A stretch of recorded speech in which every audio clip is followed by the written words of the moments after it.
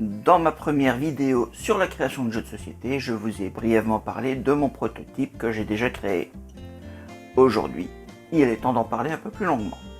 Il y aura plusieurs vidéos sur le sujet, celle-ci qui va vous présenter mon vieux prototype, mon tout premier. D'autres viendront par la suite pour l'évolution. Et si jamais on me demande des choses un peu plus techniques, je ferai des vidéos là-dessus également. Alors commençons par le commencement. Comment suis-je arrivé à créer ce jeu? Pendant de longues années, j'ai beaucoup joué à des MMORPG, et je jouais essentiellement des classes de soigneurs. Et quand je cherchais des jeux de société en rapport, je n'en trouvais que trop peu. Donc en 2015, je me suis mis en tête de créer ce que je ne trouve pas. Un jeu où, au lieu de taper des choses, emmagasiner des ressources ou construire son empire, on devrait soigner pour gagner des points de victoire. Attention, cette vidéo n'a aucun rapport avec le contexte actuel de virus et compagnie. J'y ai longuement réfléchi afin de trouver des mécaniques en rapport avec ce thème et la mécanique principale s'est imposée à moi. Des blessés se présentant avec des points de vie à soigner. Et les médecins, prenant le rôle de joueurs avec quelques soins à leur disposition, doivent faire de leur mieux pour soigner les blessés et gagner des points de victoire. Pour cela, nous avons un contexte tout trouvé, un hôpital. J'ai également décidé de le mettre dans un contexte Heroic Fantasy, juste parce que c'est un contexte que j'aime bien. Je voulais que ce soit aussi un jeu de gestion, mais pas une gestion complète d'hôpital. Plutôt une gestion de médecin avec ses capacités, ses ressources, comme l'argent, la fatigue. On se retrouve donc à table, où je vous ferai la présentation de ce prototype et de comment je suis arrivé à ces mécaniques. Voici la disposition de base du jeu. Nous avons un hôpital représenté par 9 lits. Un cycle de jeu se déroule comme tel. En 1, l'arrivée de nouveaux patients. En 2, les actions des médecins. En 3, le départ des patients totalement guéris. En 4, de la maintenance. Nous allons voir maintenant les phases en détail. Phase 1, l'arrivée de nouveaux patients. Les patients sont représentés par ces cartes-ci. J'aurais pu directement mettre des points de vie sur ces cartes patients, mais j'ai préféré mettre ici dans le coin supérieur gauche un nombre de cartes blessures à tirer. Comme ça fait un peu plus d'aléatoire au niveau du jeu et donc de la rejouabilité. Comme vous pouvez le voir, le patient demande 2 cartes blessures. Les demandes vont de 2 à 5. Donc ici, je vais prendre 2 cartes blessures. Je prends donc de l'autre paquet 2 cartes blessures. Dans ces cartes blessures, les points de vie vont de 2 à 5 également. Et je viens poser. Voilà. Comme ça. Ça fait un patient que je viens mettre dans un lit. Si jamais il n'y avait pas de lit disponible, plutôt que de prendre le patient, prendre des blessures et le mettre dans un lit, je prends juste le patient et je viens le mettre en salle d'attente. Phase 2, les actions des médecins. Il y a 3 actions disponibles de base. Il y a soigner, il y a acheter un nouveau soin et il y a se reposer. Dans l'ordre du tour, chaque joueur pourra faire une action. Une fois que tout le monde aura fait son action, on refait un deuxième tour avec ceux qui n'auront pas fait comme action se reposer. On continue un troisième tour et quand tout le monde se sera reposé, ce sera fini. Voyons les actions un peu plus en détail. Première action, le soin. Pour soigner, ça se passe grandement sur le plateau du joueur. Vous pouvez voir qu'il y a 3 zones de soins. Pour l'instant, il y en a 2 utilisées et il y en a une vide. Ça se remplira avec les achats. Le soin possède 2 valeurs importantes. La valeur de soin en points de vie et le coût en énergie. Quand un joueur veut utiliser un soin, il désigne le patient qui va recevoir le soin. Il choisit un de ces soins et il l'utilise en déplaçant le disque. Ce soin ne sera plus utilisable avant la phase repos. Il applique le coup s'il le peut, sinon il ne peut pas faire le soin. Il applique ici avec cette échelle où il diminue l'énergie. Et ensuite, il donne le nombre de cubes correspondant au nombre de points de vie qu'il souhaite. Donc ici, c'est un point de vie, il vient poser un cube. Deuxième action possible, c'est acheter un nouveau soin. Nous avons un marché ici de 4 soins. Ces soins sont disponibles à l'achat et sont achetables avec les pièces d'or. On verra comment on récupère les pièces d'or après.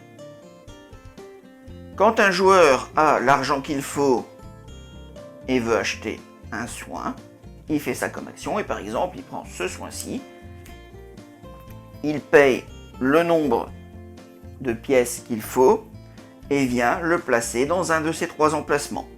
Au départ, on peut le mettre dans l'emplacement vide, ensuite il faudra remplacer un de ces soins par le nouveau. Par exemple, comme ça. Le soin ainsi acheté peut être utilisable directement pour la prochaine action. Une fois qu'il a fait son achat, on vient reprendre ici, dans un tas, un prochain soin. Les tas sont divisés en 3. Il y a les tas A qui sont légèrement plus forts que les soins de base. Il y a les B qui sont légèrement plus forts que les A. Il y a les C qui sont légèrement plus forts que les B. Bien entendu, on remplace toujours avec le plus bas. Donc d'abord le tas A, quand le tas A est vide, on passe au B, quand le tas B est vide, on passe au C. Donc pour l'instant, voilà, ça doit être comme ça. Troisième action possible, se reposer. Se reposer, c'est la seule façon, premièrement, de remettre ces disques sur les sorts pour pouvoir les utiliser, mais avant, ça sert aussi à récupérer de l'énergie. On regarde combien de sorts nous n'avons pas utilisés, ici 2, et donc nous remontons de 2 points d'énergie.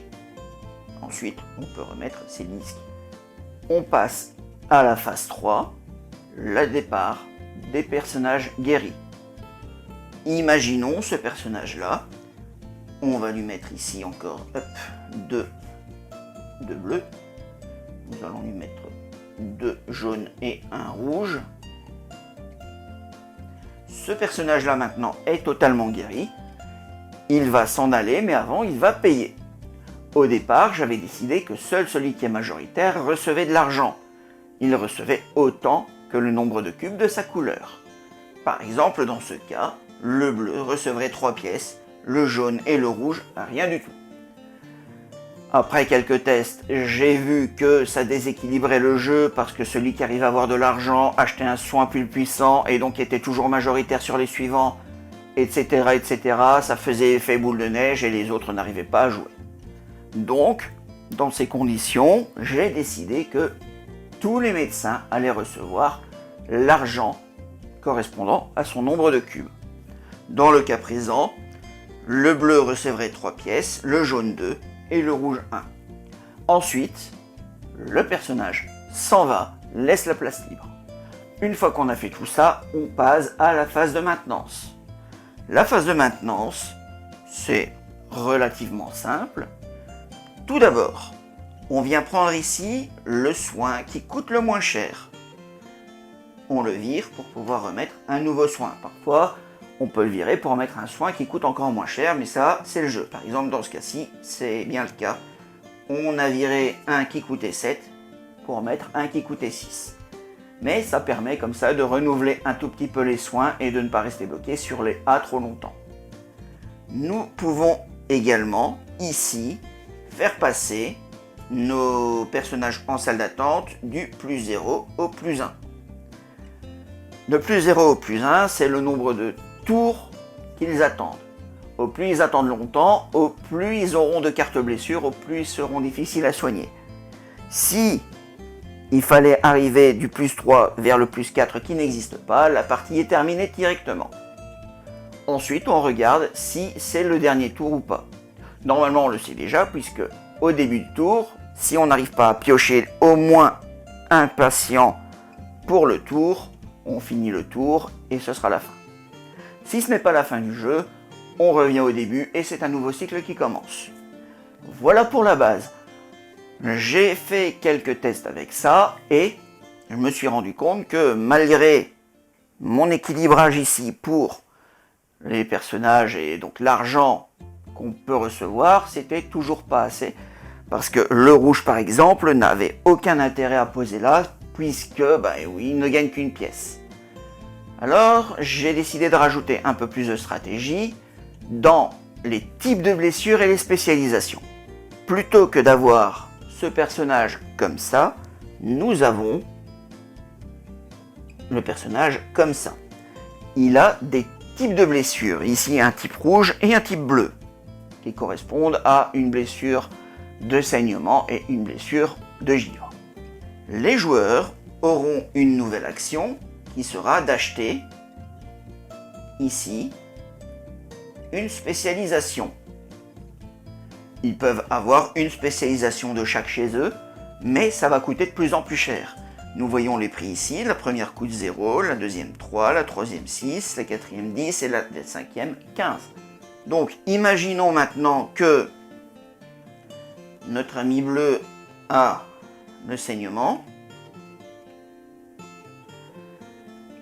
Lorsque il fait un soin, imaginons il était le premier à venir soigner ici, eh bien puisqu'il a le saignement, il peut prendre un cube en plus et le mettre sur le saignement pour dire voilà, moi j'ai soigné le type de blessure saignement, il ne saigne plus. Ceci va lui faire gagner 5 pièces de plus lorsque le patient s'en va. On ne peut soigner qu'un seul type à la fois et on ne peut soigner qu'une seule icône de type à la fois. Imaginons il y aurait 2 icônes saignement, le bleu en un soin ne peut poser qu'un seul cube sur une icône de saignement. Bien entendu, dans ce cas-là, le bleu aurait 5 pièces de plus, ça ne changerait pas grand-chose. Si c'était le rouge qu'il avait, voilà, là, ça change tout. Parce que le bleu gagnerait 3 pièces, le jaune gagnerait 2 pièces, le rouge gagnerait 6 pièces. Et enfin, j'ai encore ajouté une autre petite mécanique au niveau des actions, c'est qu'on peut utiliser une action pour pouvoir demander à être premier joueur, deuxième joueur, troisième joueur. C'est ce qui se passe ici.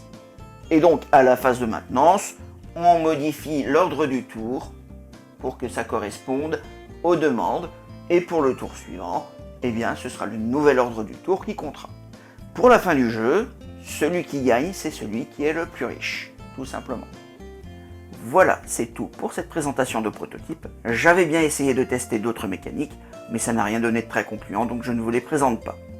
La prochaine vidéo parlant de ce prototype concernera tout ce que j'ai fait jusqu'à aujourd'hui, sachant que j'ai modifié les règles, j'ai changé le design, j'ai ajouté des mécaniques. Mais ça, on en parlera donc dans la prochaine vidéo. En attendant, n'hésitez pas d'aller voir les autres vidéos de création de jeux de société. Mes vidéos, c'est une création participative, donc avec vous. N'hésitez pas, par exemple, cette vidéo-là qui est en fiche et qui est dans la description, où on vous demande de choisir un type de marché. Je vous remercie d'avoir regardé cette vidéo. Si vous voulez en discuter, donner votre avis, n'hésitez pas, les commentaires sont là pour ça. Si vous ne voulez pas rater d'autres vidéos sur la chaîne, abonnez-vous, mettez la cloche. Un petit pouce en l'air, c'est appréciable aussi. Ça veut dire que vous appréciez la vidéo, le prototype. Et en même temps, ça permettra de faire découvrir ça à plus de monde puisque ma vidéo sera mieux référencée avec un maximum de pouces en l'air. N'hésitez pas aussi à partager cette vidéo à des gens qui sont intéressés par les jeux de société, voire même à des éditeurs si vous en connaissez et qui seraient intéressés pour éditer ce jeu de société. Je vous dis à la prochaine dans une autre vidéo. Bye!